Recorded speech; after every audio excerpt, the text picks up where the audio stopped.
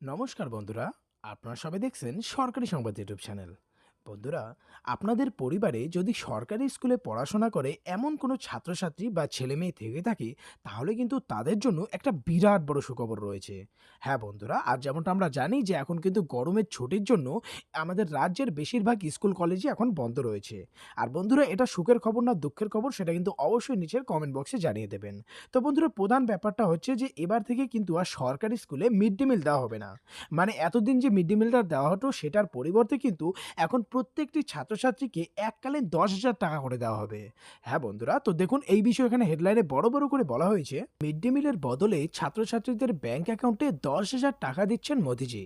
কেন্দ্রের বিরাট বড় ঘোষণা।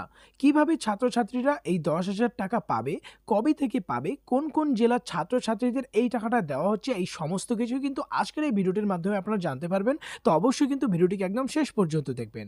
এর সাথে বন্ধুরা, যদি আপনিও আপনাদের বাড়ির ছেলে মেয়েদের ব্যাংকের অ্যাকাউন্টে এই ১০,০০০ টাকা পেতে চান, তাহলে কিন্তু সবার প্রথমে ভিডিওটিকে একটি লাইক করে দেবেন। এরই সঙ্গে লাল রঙের সাবস্ক্রাইব বাটনটা ক্লিক করে বেল নোটিফিকেশনটা অল করে দেবেন। তো বন্ধুরা, এখানে দেখুন পরিষ্কার করে বলা হয়েছে যে মিড ডে মিল নিয়ে বিরাট বড় ঘোষণা করলো কেন্দ্র সরকার। এবার থেকে আর মিড ডে মিলের খাবার বিতরণ করা হবে না।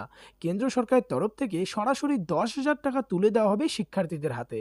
হ্যাঁ বন্ধুরা, এরই সঙ্গে দেখুন নিচে আরও বলা হয়েছে যে কেন্দ্রীয় শিক্ষামন্ত্রী রমেশ পোখরিয়াল নিশাঙ্কু এইমাত্র জানায় যে মিড ডে মিলের বদলে এবার ১১,৮০,০০,০০০ ছাত্রছাত্রীদের ব্যাংক অ্যাকাউন্টে ১০,০০০ টাকা করে পাঠানো হবে।